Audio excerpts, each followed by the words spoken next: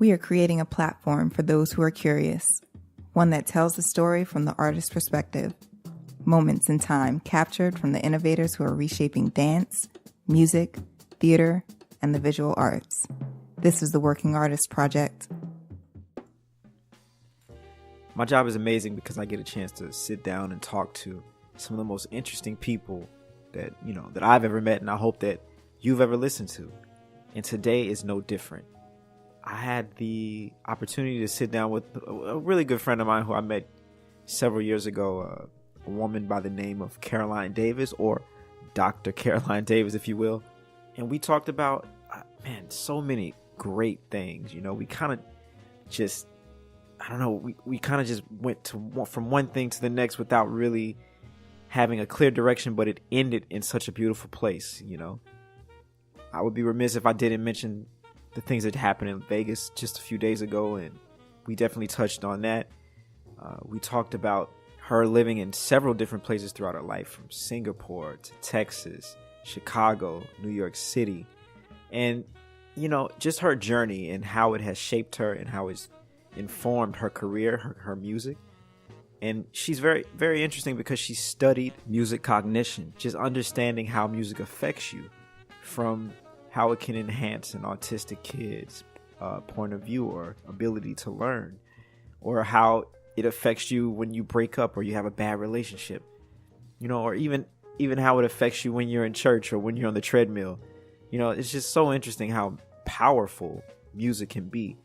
So sit back and relax and, have a listen. Well, one really important thing that shaped me was, it's not a very long story, but just being around this mentor of mine, Vaughn Freeman, who is a kind of like 80-year-old mentor of mine in Chicago, who I got to see fairly often at this club on the South Side called the New Apartment Lounge. And just going down to the South Side as a white person, for example, and being around people in that community was just very important for me to experience that, because I don't know if you've been to Chicago. I'm sure you have, and many people have, but it's a very segregated place. So the majority of African American people live on the South Side, while the majority of white people live on the North Side, and that's like a very big generalization, but it's true for the most part. And unless you kind of take yourself out of your surrounding on a regular basis, you could not see that kind of environment or that kind of culture.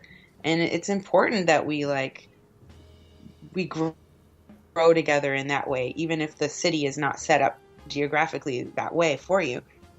So those experiences of going down to the South Side like weekly, and hanging at this bar with these people and creating this relationship with them, and this mentor of mine, who eventually, this moment that I'm going to describe is one of the most important things that helped me believe more in myself, was that he invited me up on stage with him to play a couple songs during his set, because normally he would play a long set of music and nobody else would get invited up. But sometimes on these rare occasions he would invite people up, and I'm sitting in the audience and he was like, "I'd like to invite Caroline up for a couple songs," and I'm like losing it, absolutely losing it. And everybody's like clapping in the room and they're like, "Go on, Caroline, get up there," and everyone's like hooting, hollering, and everyone's being super supportive. And I get up there and I open my saxophone case and I don't have a reed with my mouth. Oh my and I'm God. like, oh my God, this is like no. the biggest moment, and one of the biggest moments in my life, and I don't have the one thing I need to play my instrument. Just that support and that the love that he showed me in this in this way of inviting me up and just making me feel like I was a part of that community, even though I'm not a black person, I'm not really a part of that community racially, but being a part of that community in that way made me feel so accepted and made me feel like I belonged somewhere and that I had a voice. Now, I want to play a game. Okay. I'm gonna just say some words, and then I want you to tell me a story, the first story that comes to your your brain. Don't filter, okay? Just be honest. Don't filter. Okay. Are you ready? Yeah. All right. I'm scared. No, don't be scared. Don't be scared. You just say, look, it's I don't even have a name for this game. We got to come up with, let's see. I don't know. Whatever. I don't have a name, but I'll have a name next episode. How about that? All right. We'll hold you to that. All right, cool. First word, love. Love. Okay. Oh, man. The first story that comes to my mind now.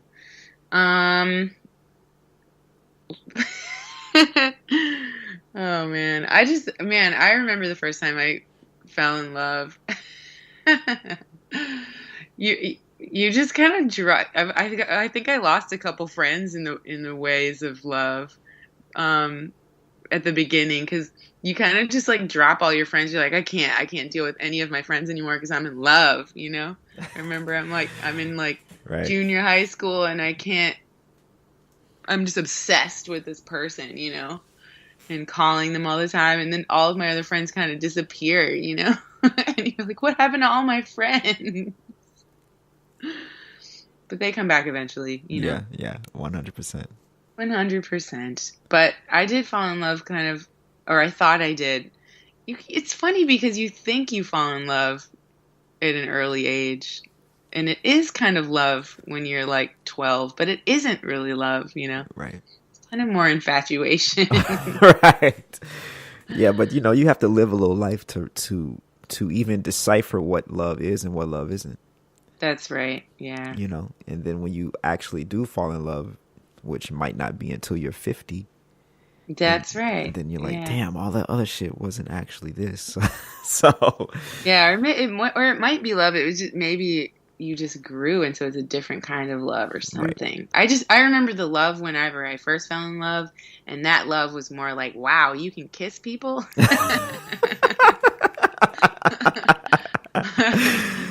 I didn't. Just the feeling of kissing someone was like, wow. Right. Right. This is, you know, and so that for me was love. No, for sure. And you know what? The funny thing, you made a good point, is how you know, love is always different, and not even just romantic love, but love for in relationship with your best friends, or like love to play your instrument. Like, I know that really shook me. Like how over time my love for my instrument changed. Or my love to perform changed based on the other experiences I had in life. So like love is an evolving animal, like, you know, and it's constantly changing, and that in itself is a challenge to really deal with cognitively and emotionally. Yeah. Yeah. Next word, saxophone. Well, I play the saxophone.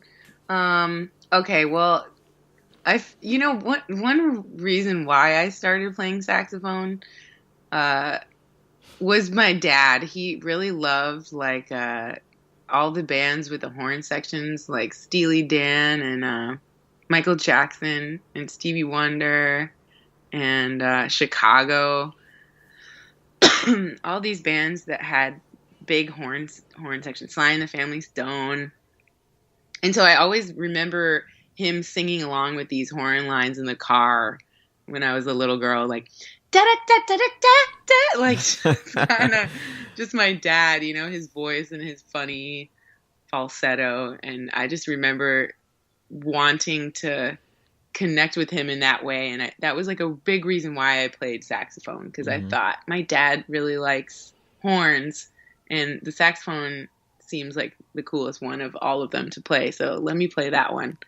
But it really was a way for me to connect with my dad, because again, I didn't mention this before, but my dad and my parents split up. We did mention that, but my dad moved back overseas after my parents split up, so I didn't really see him that much. Right. And so, you know, ways that I could connect with him and that weren't necessarily verbal or physical. That was something that I feel like I did for him, or to connect with him. So. Wow. That's deep, man. Yeah, And here I am today, still playing that damn instrument. Still trying to figure out how to play that instrument. Look, man. At least you didn't pick drums, man. Like, then you had to move them, That's the thing. That's true. One more. You need a roadie. Right. Yeah. Man, shit. Tell me about it. Okay, last one. Or last word. Not the last question, but divorce. Well, that one's a hard one. Yeah, I got divorced. It was, when was it? We separated in 2009 is when I separated. And then eventually we got a divorce a couple years later because we realized, we need to legally make this happen. But I'm going to tell a story about actually going through the process of going to the courthouse and sitting there with my ex-husband, and actually being in the pews in the courtroom. It felt like pews. I'm like, am I in church or something? Right. And I'm sitting there waiting for the judge. And to make the process easier, we had I had like my iPod, and I was like listening to music with my headphones. But then, like, I gave him the other side of the headphone. Okay. And we were listening to this song together. And it was just the Beatles, Norwegian Wood, I believe. Oh, yeah. Okay. And just having the song playing and listening, I was in tears, even though I had realized that this person was not for me. And we realized that we weren't meant to be together, which is totally fine. It was still an emotional experience of sitting there, and you have to like sign these papers, and the judge asks you, like, are you completely sure that you never want this person in your life again as a husband? I feel like she asked me this really emotional question. I'm like, wait a second. This is just like a legal thing, and why does this feel so emotional? But it really was a very emotional experience for me.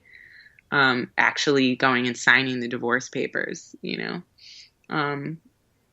and yeah, divorce isn't necessarily a fun thing because I still really appreciate our friendship, and I think he's an amazing person, and we keep in touch from time to time, and I think it's important to keep doing that because he was my best friend for so long. Right.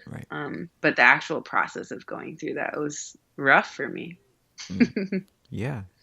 It's funny because as a divorcee, I think that in your mind you think it's going to be easier to end it, but it's just as difficult to end it as it was to begin it. That's true. So it's signing those papers is difficult, man. Yeah, that shit's hard, bro.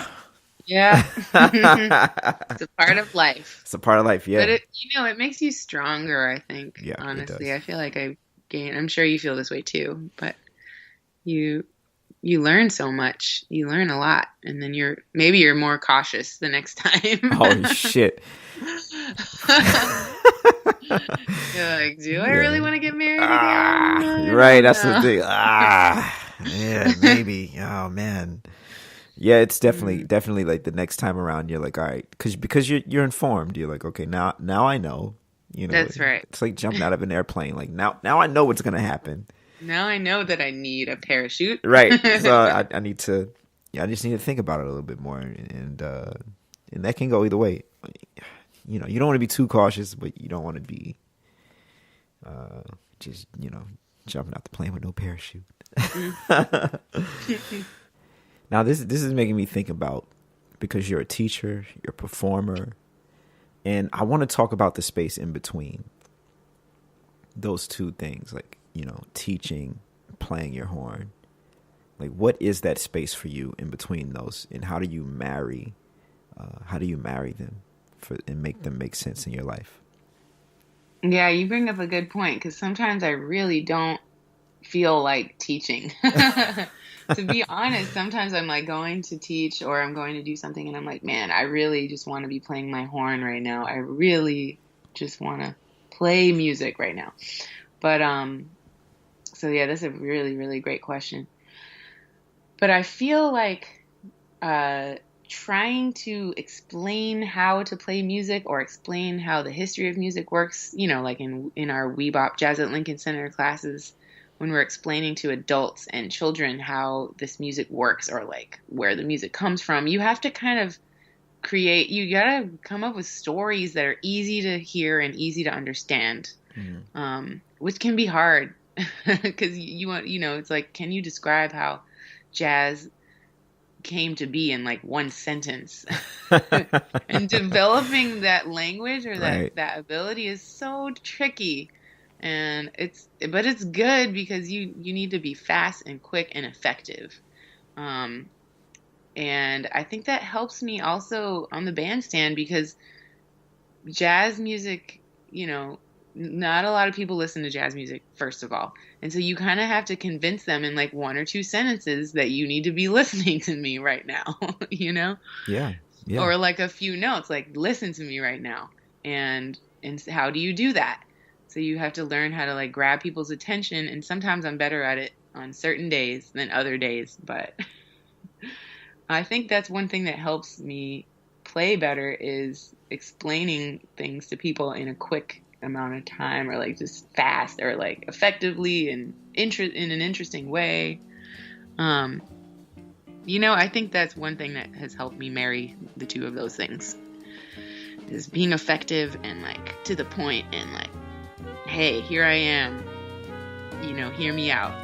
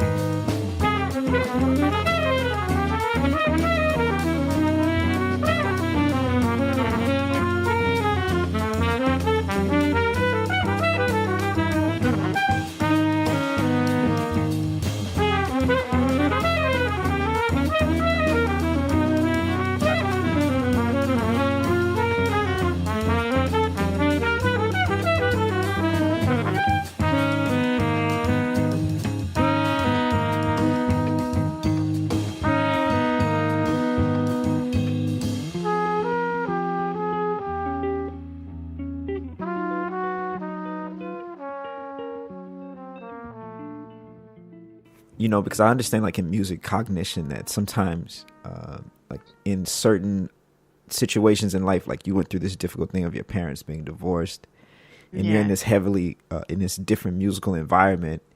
Do you think that you latched more onto this music more so because of the stress that was causing it? Is that like, I as I understand it, that's kind of a thing in that field, right? In music cognition. Yeah, I definitely agree with you.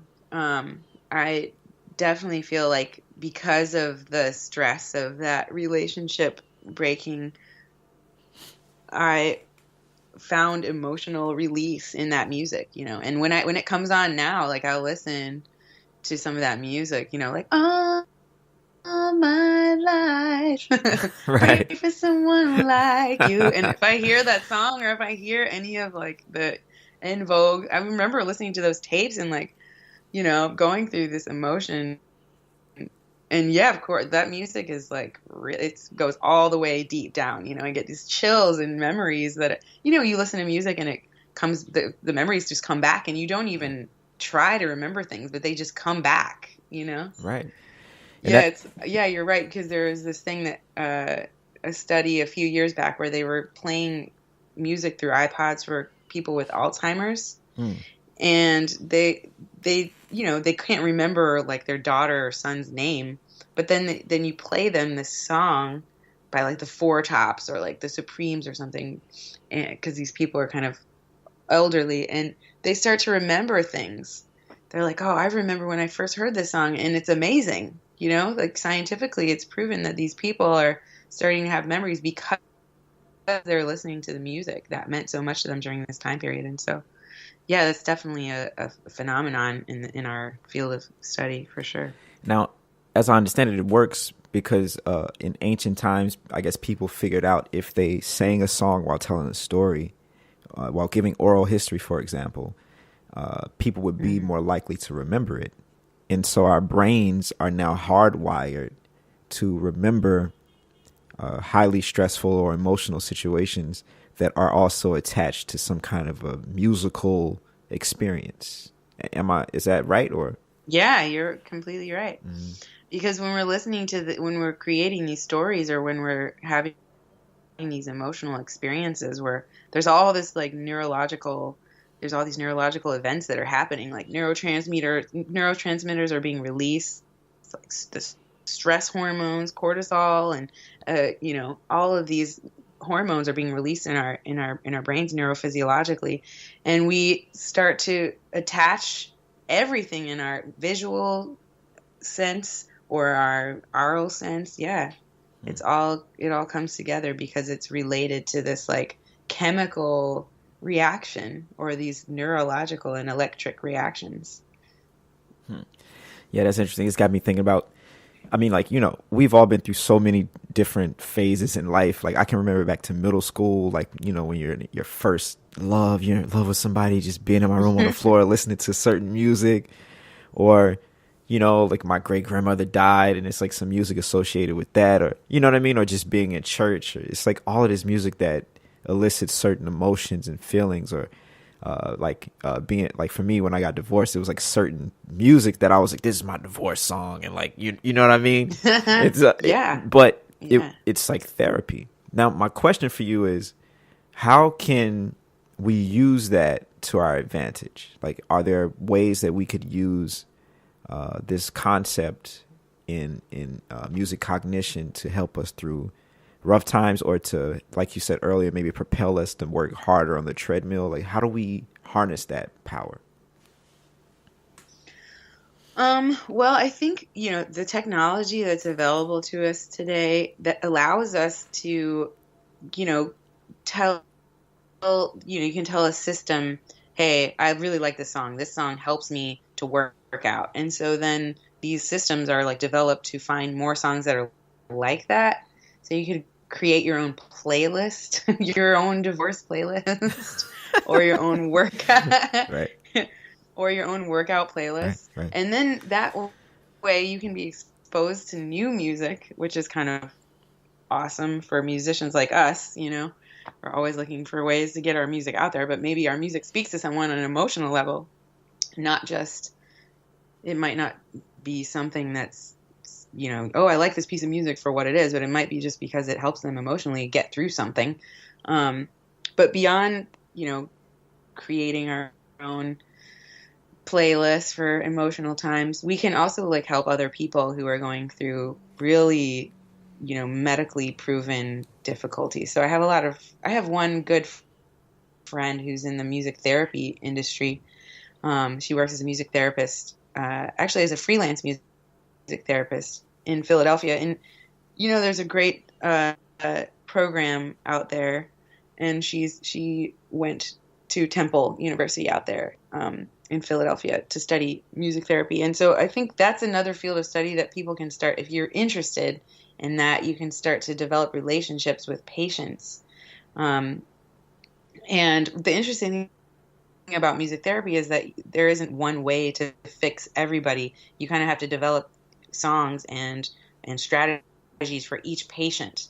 So let's say there's a 10-year-old boy with autism, and it's bad autism, and every time he has a reaction to loud sounds, or maybe he has a reaction to certain kinds of clanky pots or something, or maybe he has a reaction to loud trucks or something, and you want to try to help dispel those reactions, or you want to try to get him to understand why he's doing them through song. And that's one really important thing that I think a lot of people who are interested in music cognition and music therapy are doing these days, and it's becoming more of a way to use therapy without talking, because some of these kids who have autism, or even people with Alzheimer's, or any other kinds of neurological issues like that, they can't really express themselves. So the best way to deal with those moments is through song, if you have the patience to work with them. Right. No, for sure. Yeah. Dude, I feel like even so if there's important people. Yeah, there's important people doing that, doing those things these days. That therapy. Yeah, I was gonna say, even if you are fully, capable of expressing yourself verbally, I could see that, it would be great for me to go into a therapy session and maybe have some music playing and not say anything and just kind of like feel my emotions. Maybe that's for completely, quote unquote, I guess, mentally healthy people. It seems to me, I don't know, I'm not an expert. You are, so I don't know. I don't know.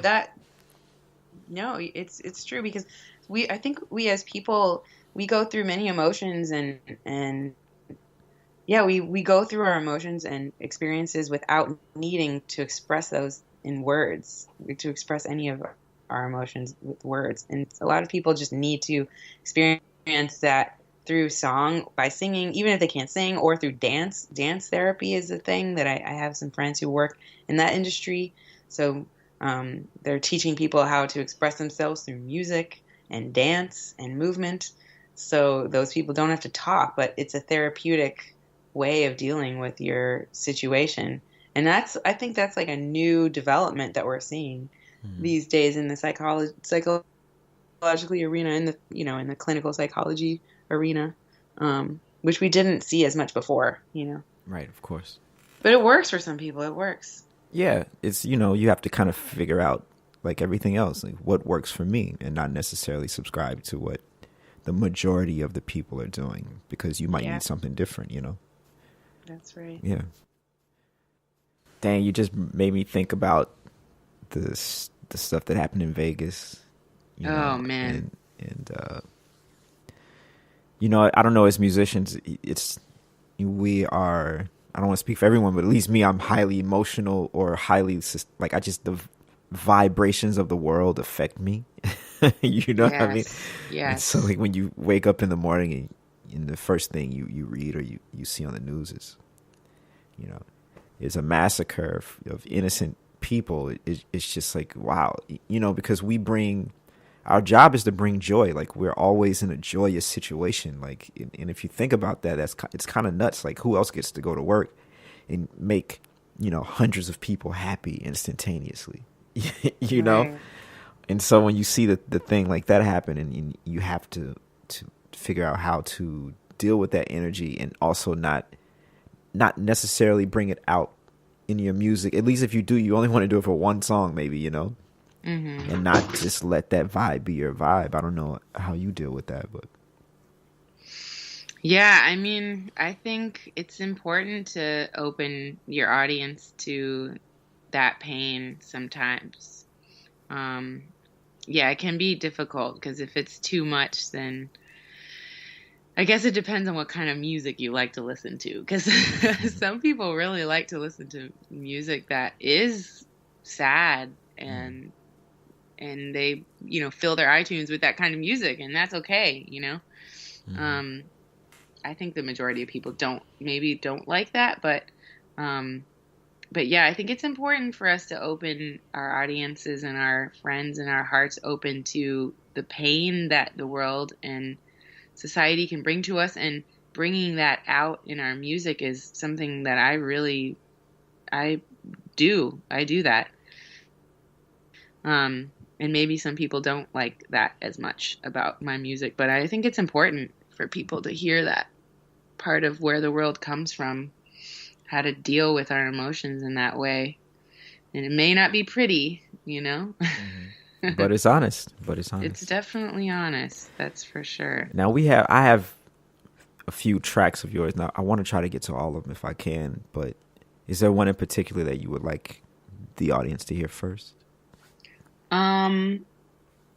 Sure. There's this track called Lynne that, speaking of kind of sad moments, but there's a track called Lynne that I wrote for a saxophone player named Lynne Halliday, who was pretty well known in Chicago. And he had a pretty intense, drug addiction. And he just kind of like was one of those people you see go through life and, having issues because of the drug addiction. like maybe not showing up on time or like getting real nervous in certain situations. I'm telling you this through the eyes and ears of other people, because I never met him, but I heard all these, kind of funny, kind of sad stories about him. So I wrote a song called Lynne that was dedicated to Lynne Halliday. Wow, let's take a listen.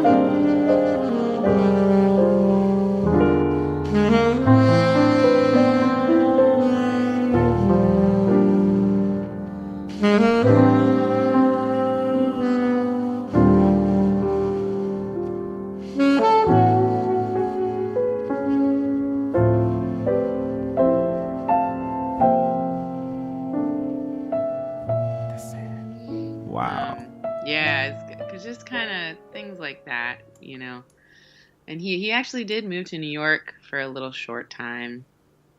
And he lived in Nashville. He lived in like Southern Illinois. He was born in Arkansas and raised like in Little Rock. So I think he was exposed to a lot of jazz music down there. But he was around Chicago and became kind of a staple of the scene in the 80s and 90s, playing at places like the Green Mill and the Deja Vu, the Bop Stop, and Jazz Showcase and the Get Me High Lounge. So I wish I had been around when he was around, but I just wasn't. So right. This kind of is crazy. You was like, all right, you don't even know this person, and you wrote a song that captures it. At least seems to capture the essence of drug abuse. You know what I mean? And I think we all have. Come on, everyone has someone that they know. Or maybe we've all done some sort of drug, most of us, and then right. We've seen people with problems with it who can't control it. So yeah, you really hit the nail on the head with that one emotionally. I want to talk about I kind of want to just talk about like the music business for a second, and how you go about attacking the business of music, or is that even something that you think about? Mm-hmm. Yeah. Well, attacking the music business maybe isn't something I think about, but trying to work with the music business is always something I'm struggling with every day, Yeah. Because our business is changing day to day, and with all of the new technology, it's, because making records used to be a really important thing that we did as musicians, financially and artistically. But these days, it takes so much to make an album happen. You gotta raise all the money, hire the musicians, book the studio, and there's usually, often these days, there's not many people doing that for you. You can develop a team of people who will help you develop that album. Like you can hire a producer or get some friends to help you organize the studio day, and you can help someone be a publicist for your album when it comes out. But you kind of have to, especially in the jazz industry, you kind of have to be in charge of assembling your team.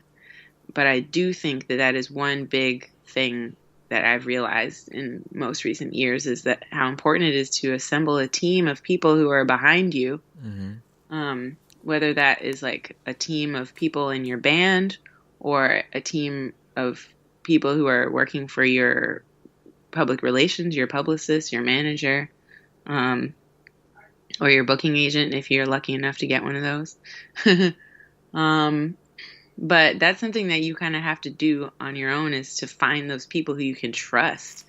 And in this world, it's hard to trust people, you know.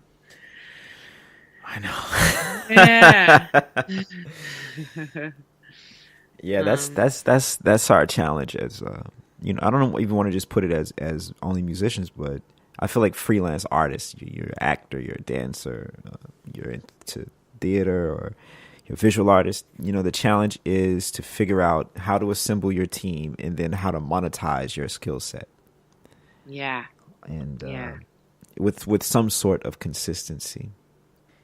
Yeah, I mean, but that part of making friends and trying to develop relationships, I think, is super important. Like, the more you develop relationships and the more you go back to the same people and keep developing those relationships and show people that you want to work with them, and over time, I think that all pays off. It pays off, and that may take a lot of patience to develop those relationships, because people get busy, especially in New York. So if someone who you thought was on your team doesn't pay attention to you for a certain thing that you're putting out, then you might feel they're not on your team anymore, but they are on your team. You just have to be patient for them to recognize your album or your gig or whatever it is, you know? Yeah. People are watching. That's the other thing that you have to realize, that people are paying attention to you. You may not know they are, but they are, you know? And so everything you do has to be something that you can be proud of, I think. Oh, 100%. That's what I try to do is, you know, I'm sure you do that too, is like deciding who you're going to play with. Like, is this going to be good for me? Or if I put out this recording, or if I record on this person's album, or whatever it is, it's like everything you got to think about it, about who you are and how people see you.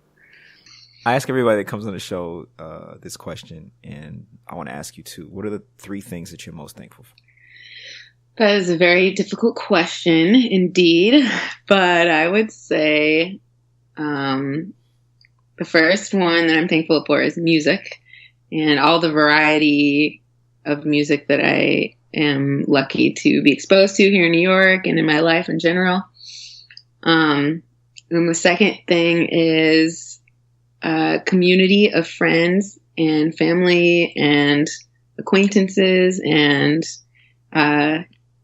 enemies who are a part of something that I am a part of, and that make me feel welcome and make me feel loved and supported, because sometimes that's all we need to feel good about what we're doing in this world. And the third thing is something between like mental and physical health. So inner peace and outer feeling good about your body and eating the right foods, having access to the right foods, and having access to the right spiritual and mental things to help your body and mind grow. Yeah. So just before we go, I want to make sure I give you an opportunity to plug any of your projects or CDs or events that you have going on. Well, I am coming out with a record that drops on November 3rd with a band that I co-lead with keyboard player Ben Hoffman. And the band is called Maitri. And I actually sing in that band. And we're really excited about finally coming out with this album, because we recorded it last year in March. So it's been a long time coming. So that's coming up. And we have a release show at Mercury Lounge in New York City with Melanie Charles and DJ Center on November 2nd. And that should be a party. So hopefully everyone will come down for that. And I'm also working on a quintet album of my own jazz project that features Marquise Hill and Julian Shore, Tamir Schmerling, and Jay Sawyer, with special guests Rogerio Bocato and Ben Hoffman. And that should be coming out next year in the spring sometime. So nice. Wow. That's what's yeah. up. Well, this is it. This is the end, man. So, thanks for coming on the Working Artist Project. Thank you for having me. Yeah. My pleasure. Hey guys, thanks for tuning in to the Working Artist Project. Before you go, I'd like you to do a few more things. Don't forget to like and subscribe to this podcast and check out what else I'm doing via my website, DarianDouglas.com. It would also be amazing if you checked out my Patreon page. I'll leave a link in the description. Later.